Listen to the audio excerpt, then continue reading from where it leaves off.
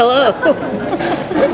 Welcome to the Conscious Contact Speaker Group of Alcoholics Anonymous. My name is Luli and I'm an alcoholic. So this is a 1-hour speaker meeting that meets every Saturday evening at St. Paul's Lutheran Church, 301 North Main Street at 8:30 p.m. in Doylestown, Pennsylvania. We record all speakers so that others may benefit from their message of recovery. If you wish not to be recorded, just simply ask. This is an open meeting of Alcoholics Anonymous. The group would like to welcome everyone, especially newcomers. Is there anyone new or from out of town that would like to introduce him or herself by first name only? Anybody new? Yes? Hi, Rob. Welcome. Tony, alcoholic. Hey, Tony.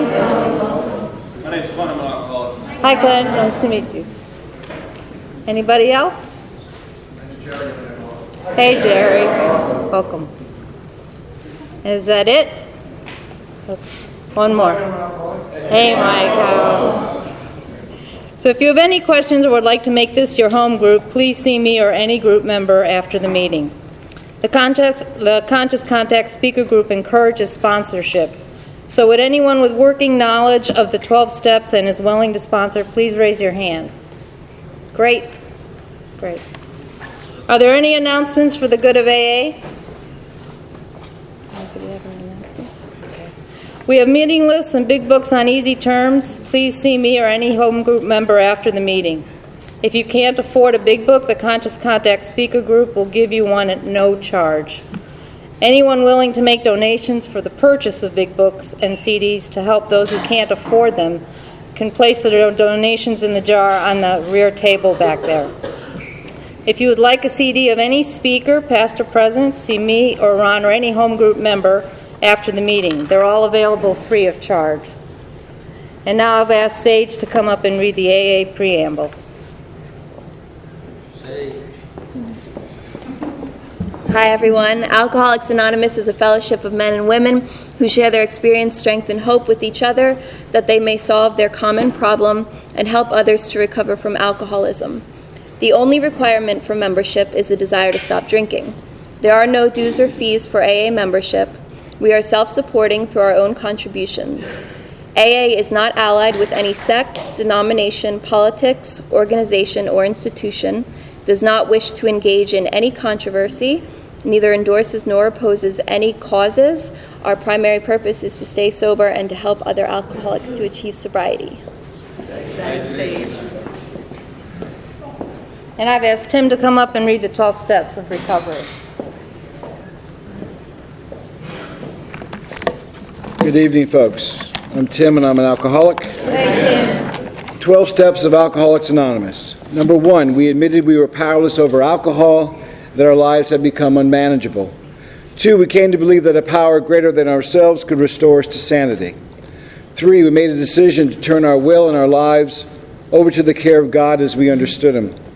4, we made a searching and fearless moral inventory of ourselves. 5, we admitted to God, to ourselves, and to another human being the exact nature of our wrongs. 6, we're entirely ready to have God remove all these defects of our character. 7, humbly asked Him to remove our shortcomings. 8, we made a list of all persons we had harmed and became willing to make amends to them all. 9, we made such direct amends to these people whenever possible, except when to do so would injure them or others. 10, we continued to take personal inventory, and when we were wrong, we promptly admitted it. Number 11, we sought through prayer and meditation to improve our conscious contact with God. As we understood Him, praying only for the knowledge of His will for us and the power to carry that out. Number 12, having had a spiritual awakening, as a result of these steps, we tried to carry this message to alcoholics and to practice these principles in all our affairs.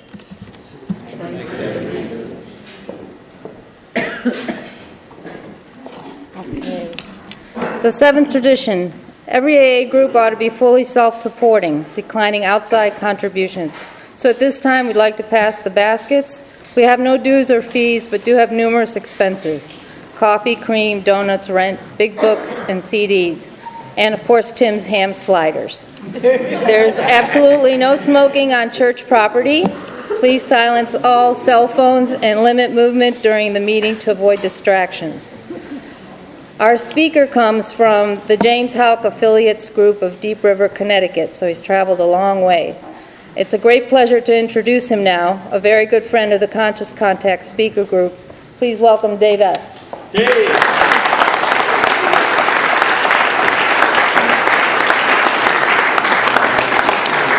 My name is David. I'm a member of Alcoholics Anonymous.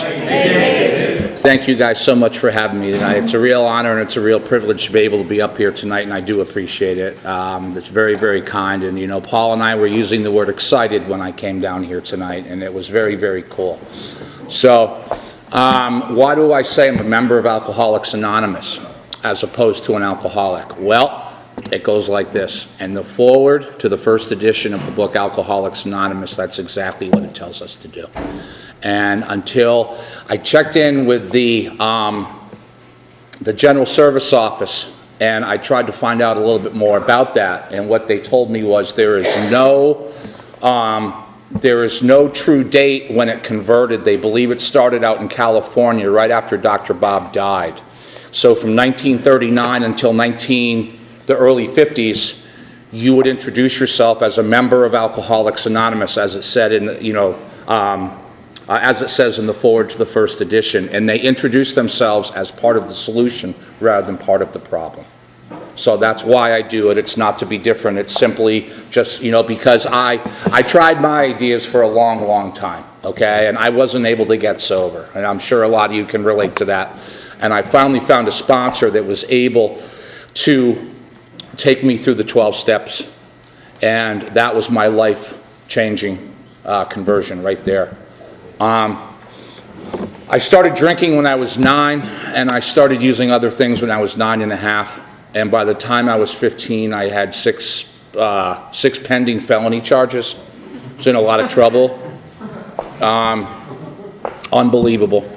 And I went into rehab when I was 20, and you know, for all the wrong reasons, I wasn't going to stop. And that's a real and I really, it was time to stop at that time. But I just, you know what, I didn't do it. And so I continued to get arrested, and I continued, you know, to get in trouble. Luckily, I never went to jail for a long time. I was, you know, usually just in a holding cell. But I was really enabled. I was taken out of jail very quickly, and what have you. I went into rehab when I was 34 years old, and for the first time in my life, I wanted to stop. I had no reservations whatsoever. None. And I went in, and I knew I was done. And it was a relief to be there, you know. However, when I got out, I went back out. The unimaginable happened. I could not imagine it after all I had been. I remember walking into this place. I actually checked in at like 4 o'clock, and she said, they're having dinner. You know, you can go catch a meal. And I said, okay. And I walked in, and I said, my God, what a rough-looking bunch. And they all stopped eating, and they were staring at me. And I couldn't understand why. And I'm like, why are they looking at me? And I went in the bathroom, and I looked at myself, and I was skinny. I was bony. It was really disgusting. And that's what they were looking at. And so I got out of that rehab, and I ended up relapsing, and I couldn't understand why. You know, I was going to a lot of meetings, and I was talking about the steps, and I was reading the steps. I just wasn't taking the steps. You know, so I was working the fellowship. I wasn't working the program. You know. I was working the non-drinking program as opposed to the quality living program. And I just hadn't realized it yet. I didn't understand why. And then I ended up, things got so bad that I went to my mother's house one night after relapsing, and I wasn't thinking if I was going to hurt myself, I was thinking how I was going to hurt myself. And I was running around the house looking for a shotgun. And I found, you know, it was in 2 pieces. It was one of these old ones, but it would have done the trick, and I was looking for shells. I couldn't find shells. And I was going to just walk outside, and I was just going to put it to my chest and pull the trigger. But I couldn't find the shells, and I got on my knees, and I swore at God. And little did I know this was my way of surrendering. I was angry that I just couldn't. I was beaten up so substantially, and I had hurt so many people, especially myself. And the next day, I went to the doctor, and because I was very fearful, for myself. And he said, well, he goes, I tell you what I'm going to do. He goes, it sounds like you're going to be okay, but I would like you to go see somebody. And I said, okay. So he referred me to this fellow. He was the head of addiction services, and it's what he specialized in. I sat down with him, and he asked me a bunch of questions and what have you. And I was very pessimistic going in there due to the fact I already knew what he was going to tell me, which, one of those, the great I am. And he said, David, he goes, I've got a solution for you.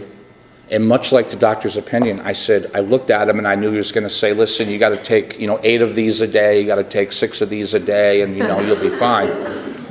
And I said, what have you got, doctor? He said, you got to go to meetings. I said, I do that already. He goes, okay. He goes, you got to get a sponsor, most importantly, and work the 12 steps. And I'm looking at him, and my mouth is opening, but I'm lost for words. He goes, there's nothing I can do for you that would be even, come close to this process that you need to go through. I can't do that for you. And I looked at him, and I was in shock. What a humble thing to say for a medical doctor. He goes, I know your book. It's called Alcoholics Anonymous, and I believe in it thoroughly. He goes, find a sponsor who's going to bring you through the steps out of this book. I was in shock. So you know what I did? I took his advice. And there was a guy who really got on my nerves for a long time because he was so happy. And they called him Big Book Pete. And so I went to this meeting, and I was a day and a half sober or so. I think a day and a half. And there was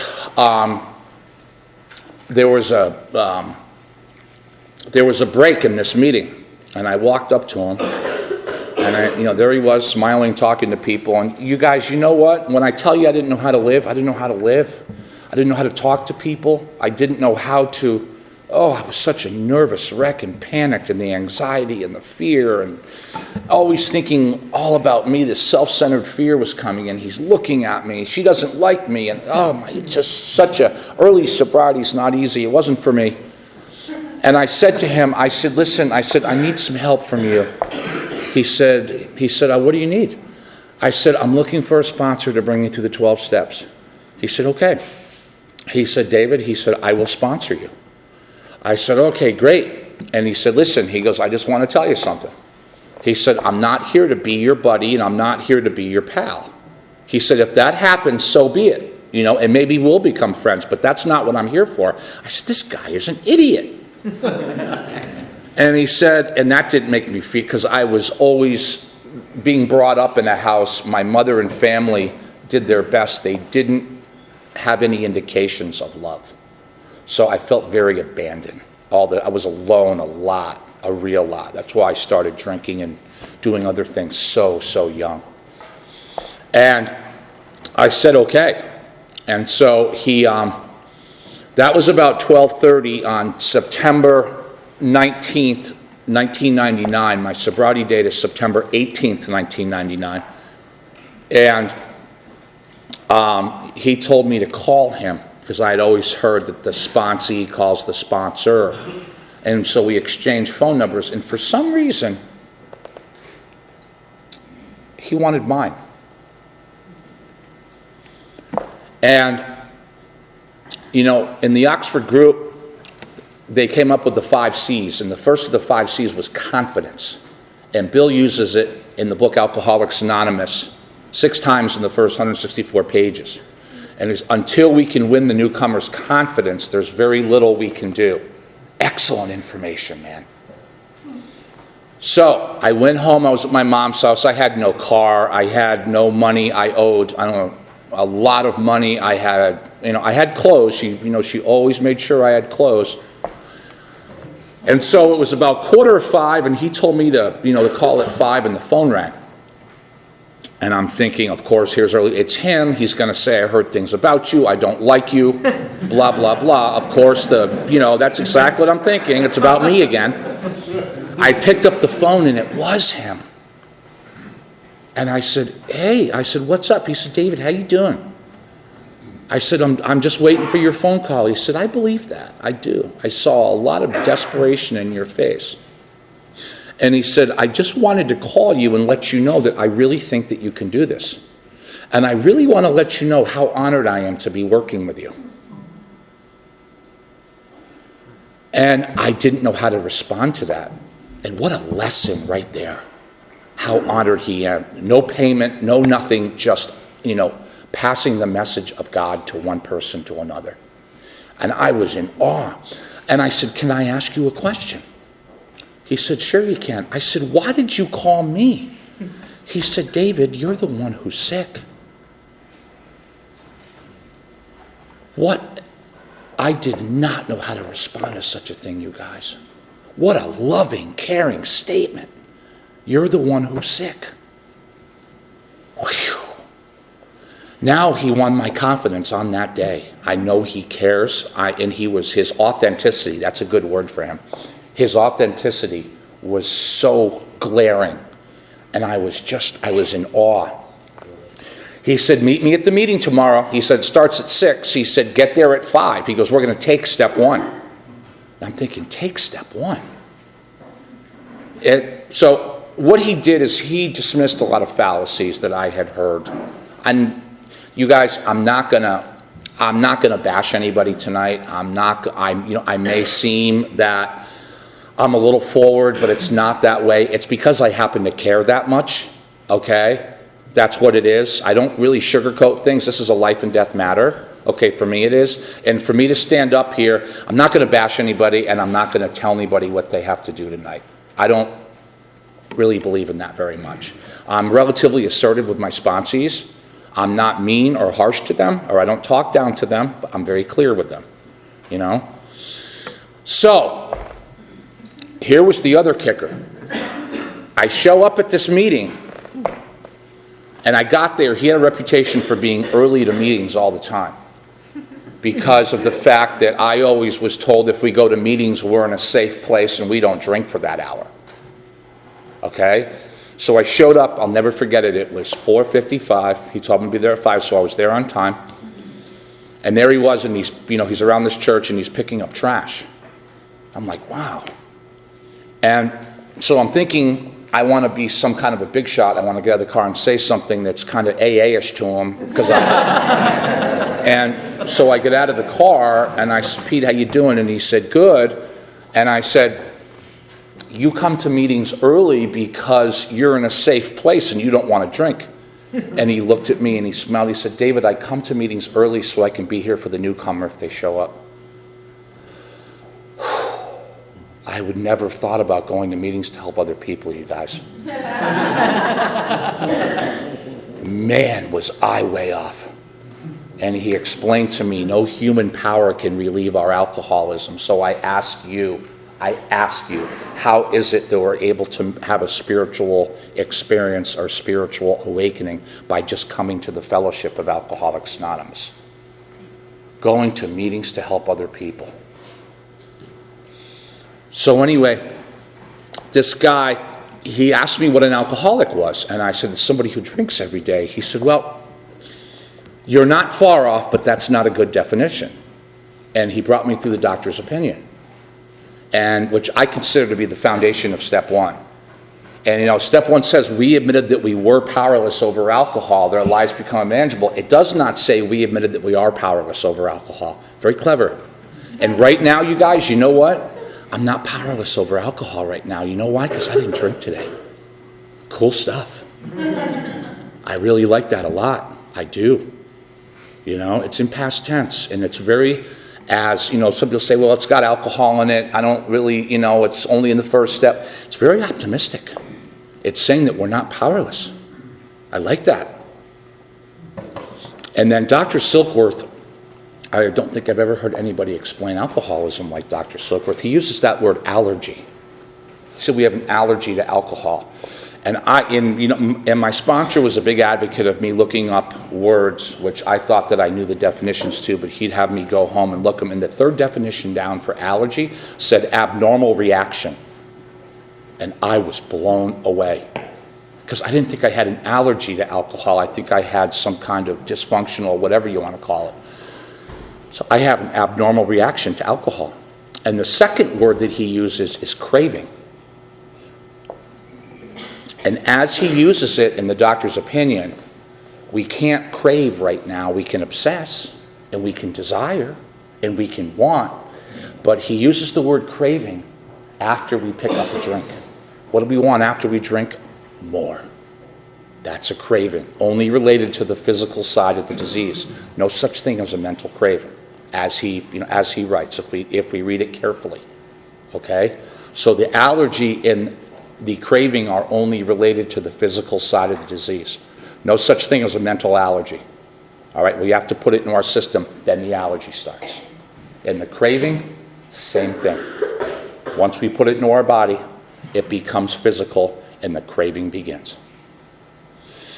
And he explained to me, it's not so much how often we drink, what time of day we drink, what we drink, it's what happens when we drink.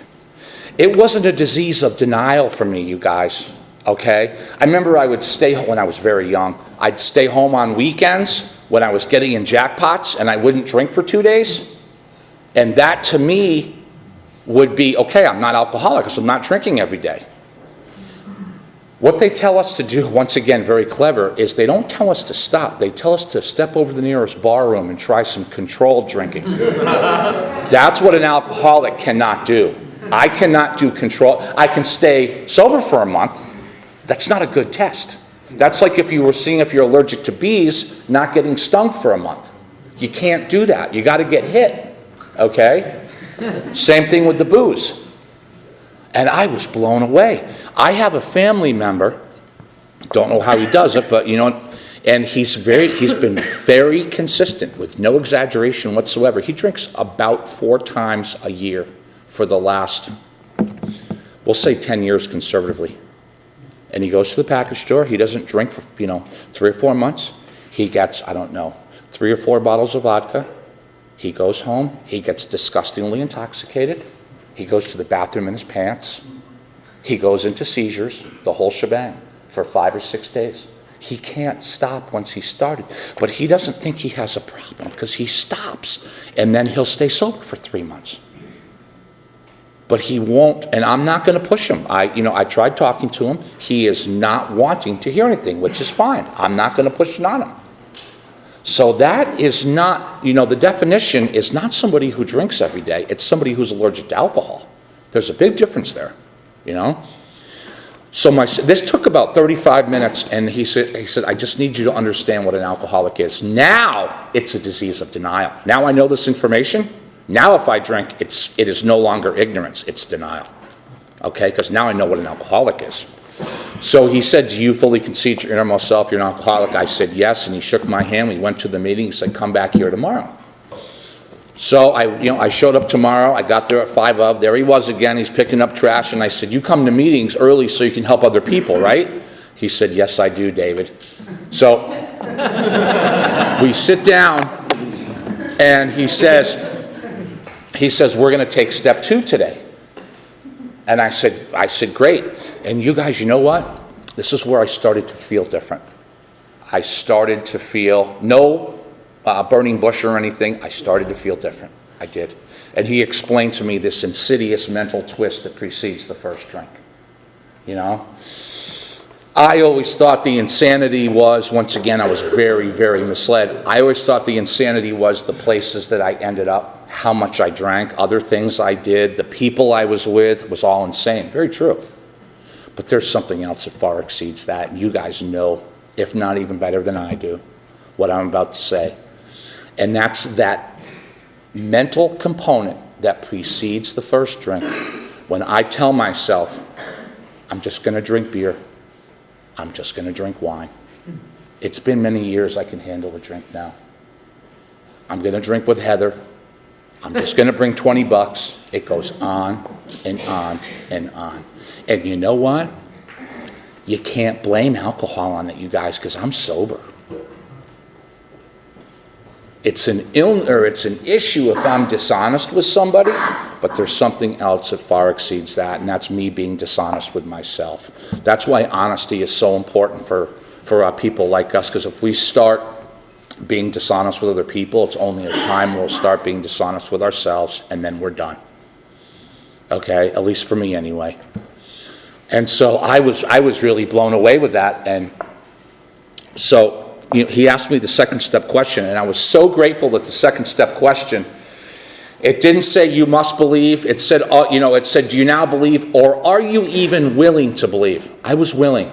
I was willing. I wasn't really ready to believe, but I was willing, and I said yes, and he shook my hand.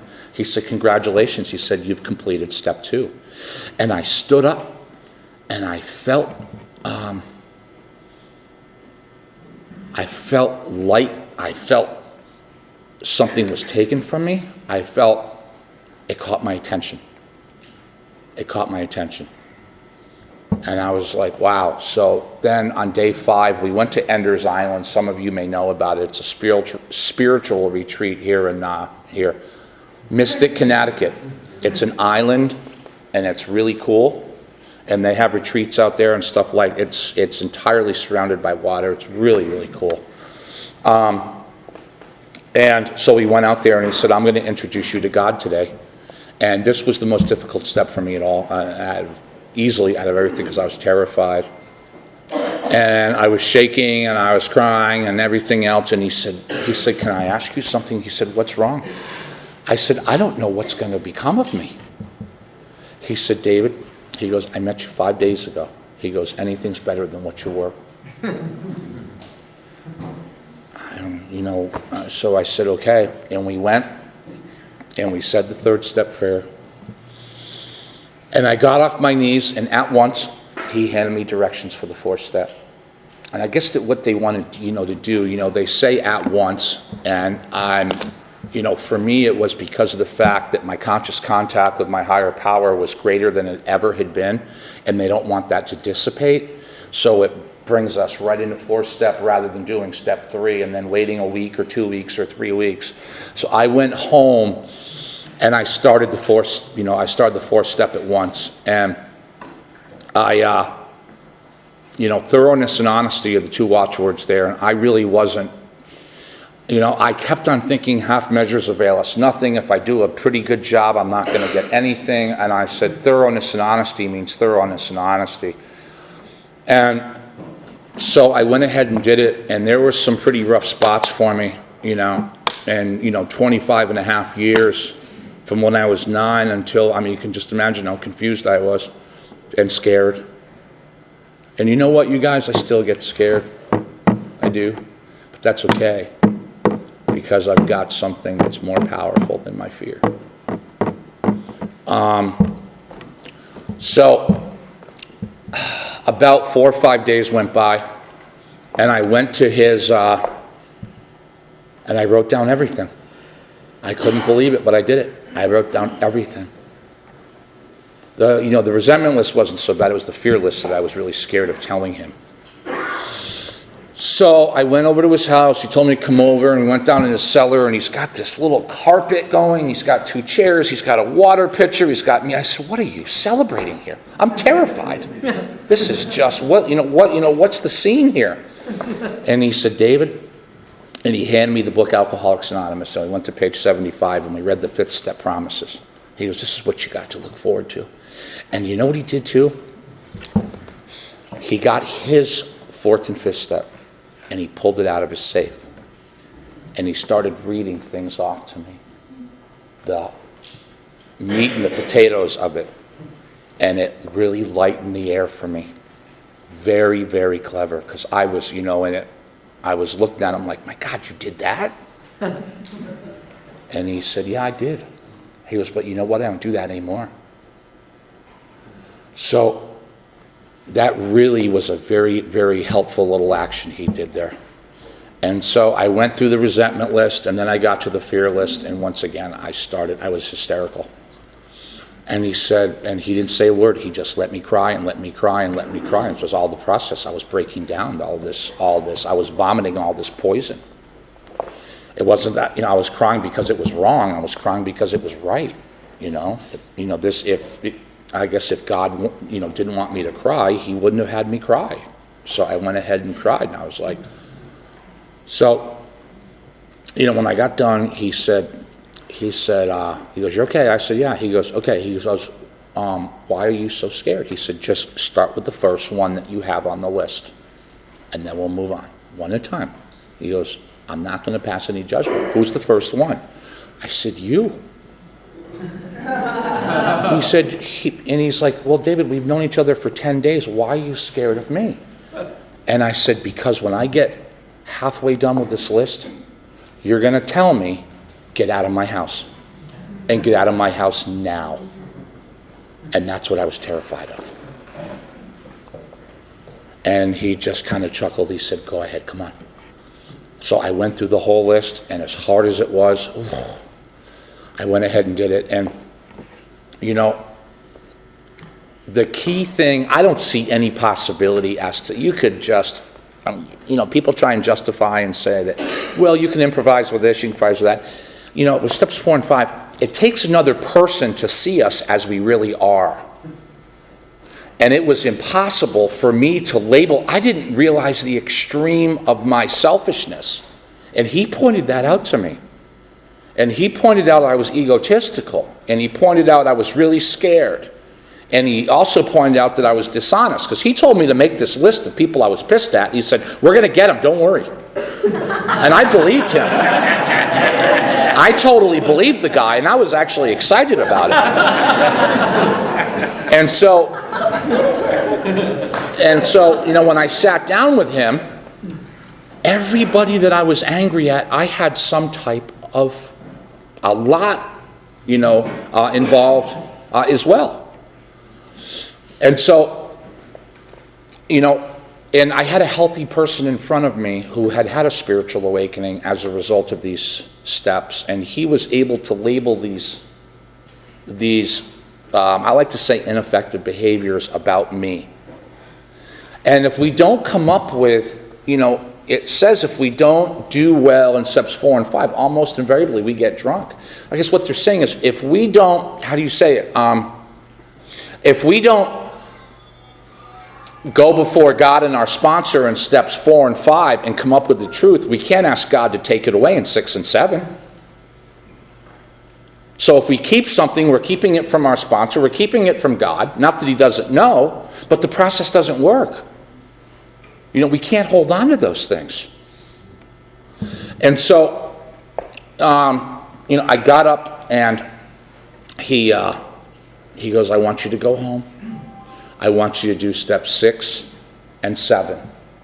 So I went home, and I had a really fast car at the time. I had just purchased a car that I got directly after like the first week I was sober. I was able to get a car. A little emotional, and it was basically given to me. And I remember driving that car across the Groton Bridge. And I remember I can't tell you I felt great. I felt far from terrible. I felt different. I just felt as though I was gutted.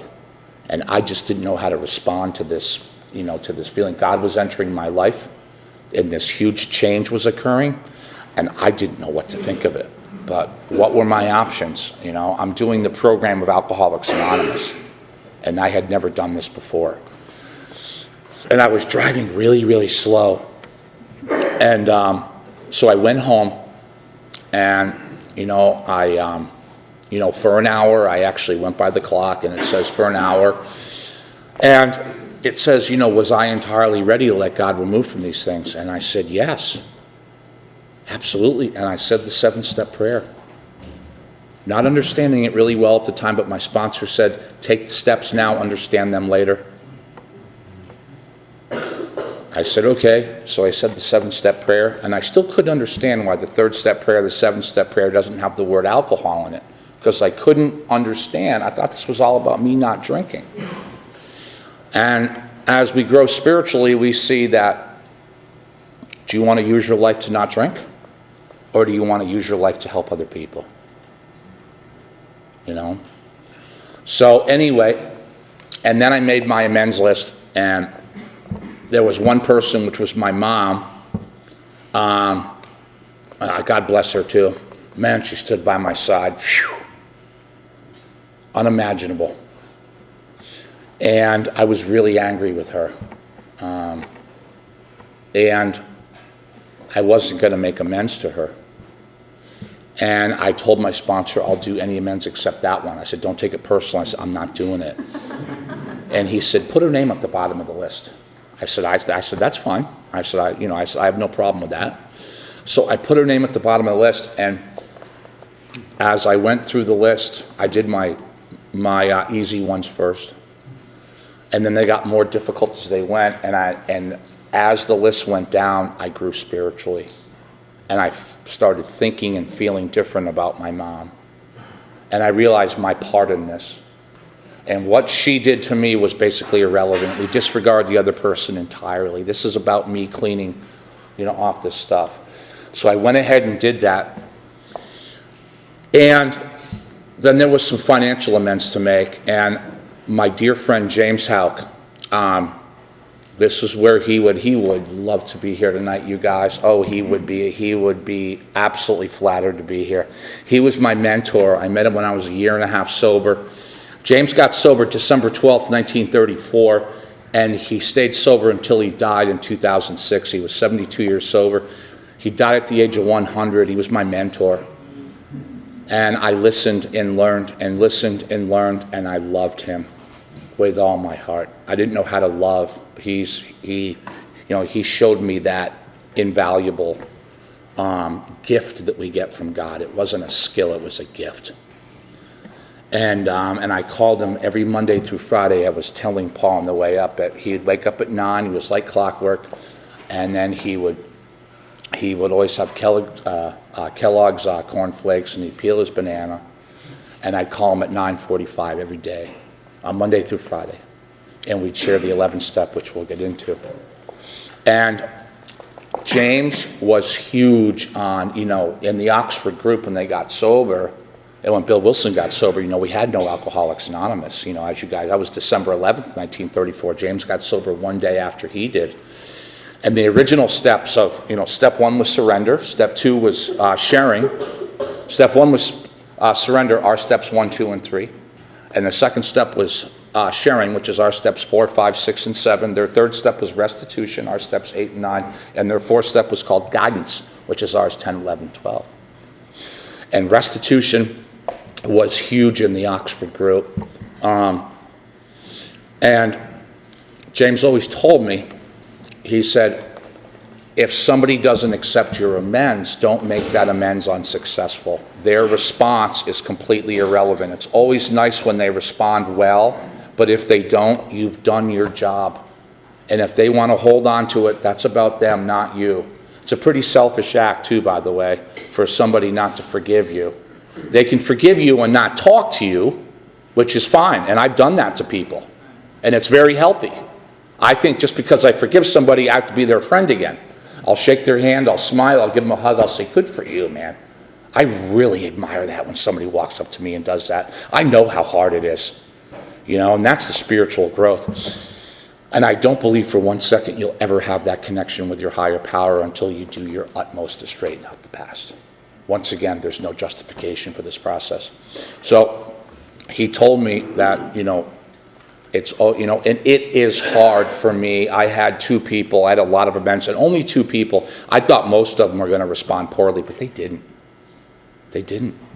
I had 2 people respond poorly, and it made me feel, I had a lot of shame and a lot of inadequacy about me at the time.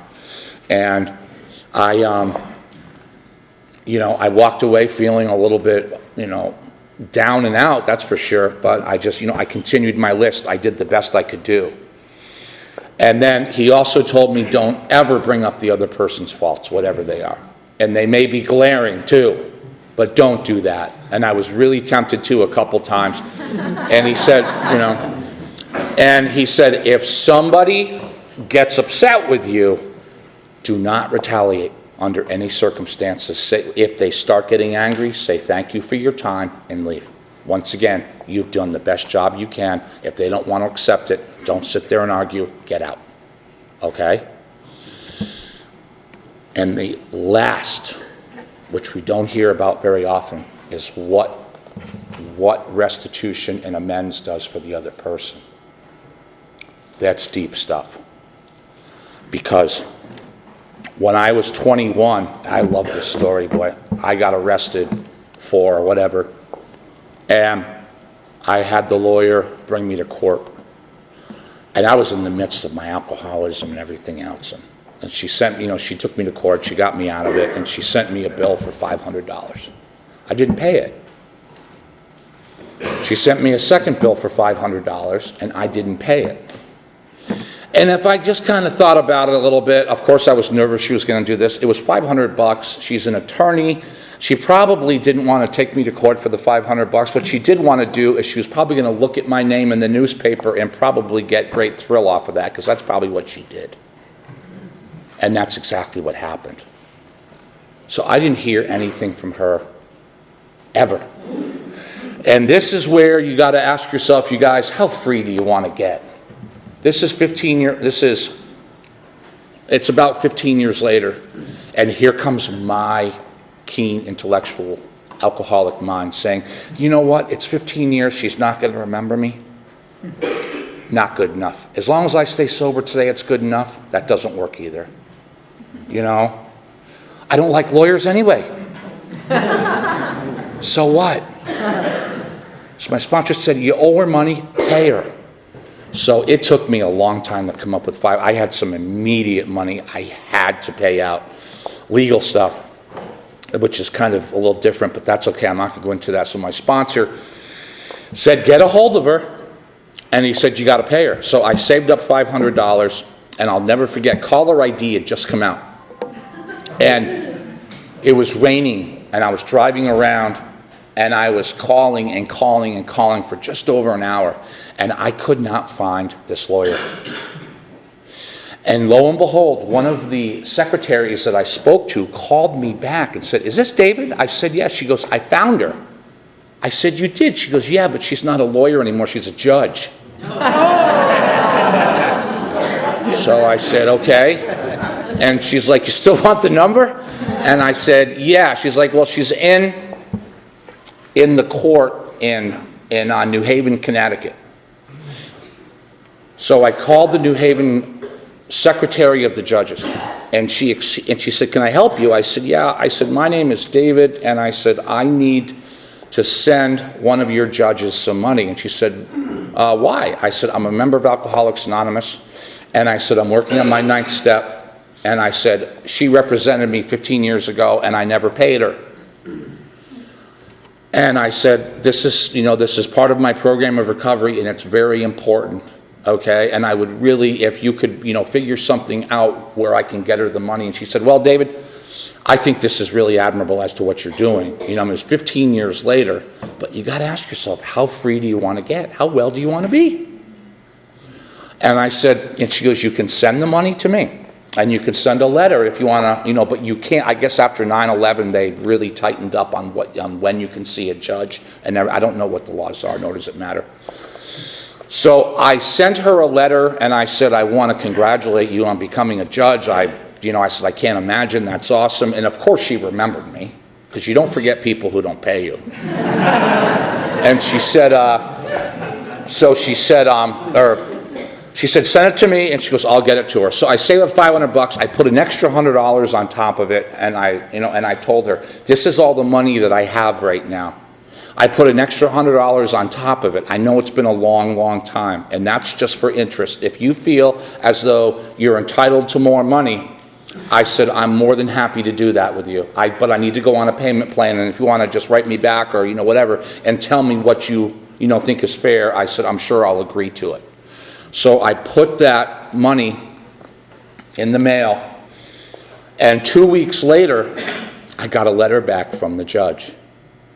And the letter said, I got it at home, I should have brought it with me. David, firstly and most emphatically, I want to congratulate you. It's very rare that I get to hear somebody working the 9th step of Alcoholics Anonymous. She knew all about it. And she said, I really, really want, I really think that you're on a good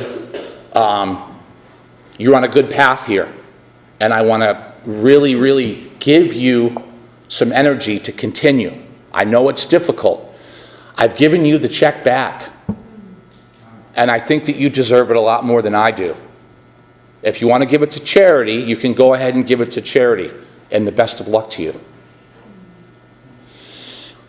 Now, if you had asked that judge what she thought about me before I sent that check, she would have told you something along the lines of, I really don't care about him. I really don't want to talk to him. Look what the amends process did for her. Deep stuff, right? And that's what the Oxford group really emphasized upon, what the 9th step does for the other person. And you don't have to mention God. You don't have to do anything you want to. Just follow through with that process and look what it does for them. Big stuff. And then step 10, I've got to move along here. Step 10, that also dismisses a lot of fallacies in Alcoholics Anonymous. It's like, when we hear, once again, no bashing, we hear, if you want to drink, make sure you call your sponsor, pick up that phone right away. That's not what that says, okay? And I really have to be clear about that, with my sponsees. I say, if you guys want to drink, do not pick up the phone right away. Step 10 says we continue to watch for selfishness, dishonesty, resentment, fear. When these crop up, we go to God at once and ask him to remove it. Then we talk to somebody. On page 99 of the book Alcoholics Anonymous, what kind of coincides with this, it says, remind the prospect that his recovery is not dependent upon people. It is dependent upon his relationship with God. So I can't, and my sponsor told me the same thing, David, there might be some rough times for you coming up, especially in our sobriety. If you want to drink, get on your knees right away. First thing, God. Then you can call me, or you can call somebody else. And then, he told me, to make amends if I've harmed anybody, and then to resolutely turn my thoughts over to somebody I can help.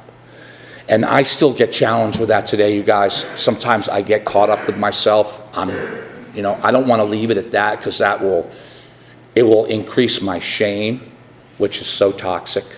Shame is so, so toxic. I found out a lot about it from seeing, a specialist. Man, there's some issues that I didn't even know I had. And I worked through them, and it was tough. So, step 11, sought through prayer and meditation to improve our conscious contact with God. Once again, if James was here, what they did is they would tell you that one word of listening is better than 1,000 words of prayer. And what they did specifically and precisely, Dr. Bob's archives are all up at Brown University right now, and they're open to the general public. Dr. Bob's request was he did not want them going to the general service office because of the fact there's so much for other people to learn about this. This is not about alcohol, you guys. This is a design for living that really works, okay? And some people, have opinions on that, whatever. The guy did what he did, and what have you.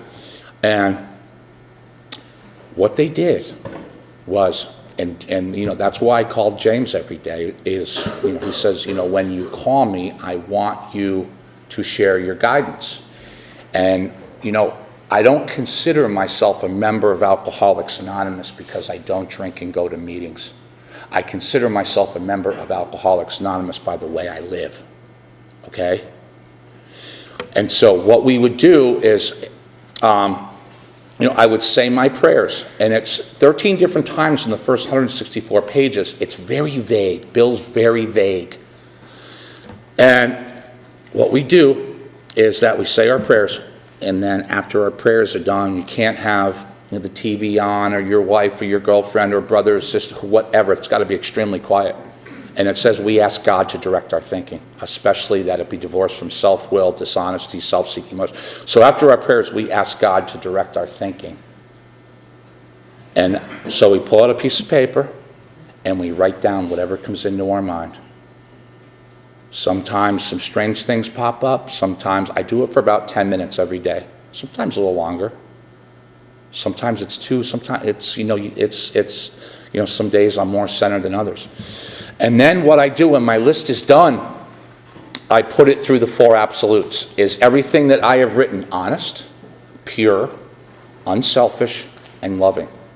If it passes the 4-way test, then those thoughts are from God. And then the important part, spiritual discipline, I obey them for the day. So if you want to know what God wants you to do, ask Him. I find it inconceivable that the God of my understanding left us no way of communicating with Him. I don't buy that. And to further express that truth, the book Alcoholics Anonymous tells us that we are looking for a relationship. Simple word, right? Relationship. And I remember when I was 11 months sober, that this relationship that I had with my higher power was somewhat lopsided because I was talking to Him, but I wasn't really receiving anything back. And once again, I justified, well, I go to meetings, I hear people. Why not ask Him? Or at least try it. And that's what these guys did in the early days. And they were absolutely, I remember Frank Bookman. James used to sit next to Frank Bookman. And Frank used to say, James, you've got to be so sensitive to the newcomer's needs that if there's a hole in their shoe, you feel the draft. And so that's what I do in the mornings. And I really enjoy that. And I think about that man every single day. I do. And what he has left me and what he has left other people, and what have you.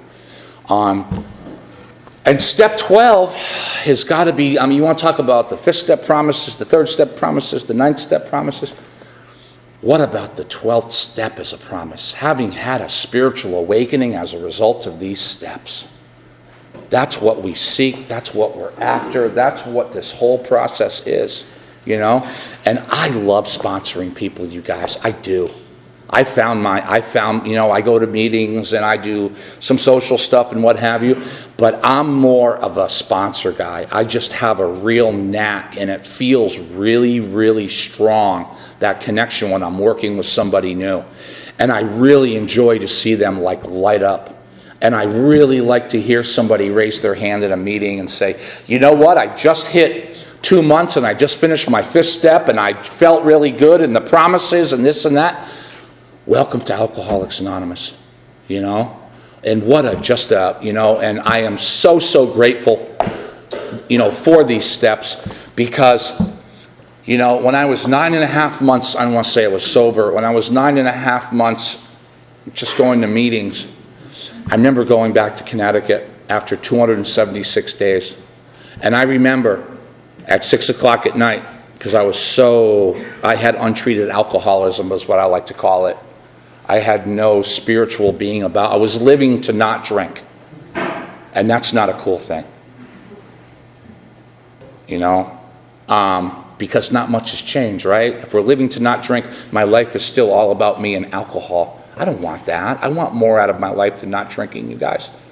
And I remember coming back to Connecticut, and I remember going to the package store at 6 o'clock at night, and I remember getting 2 bottles of vodka. And I remember being in jail at 5 after 9. I remember all that stuff. And I have no desire to go there today. I really don't. And I am so blessed that I came down here tonight. And I got to tell you something about you guys too, is when, before I came in, I shook some hands and I talked to some people, and it's not what I heard, it's what I felt. And you know what I think? I think you guys have a lot to offer other people. And that's cool stuff. Thanks so much. I had a really nice time.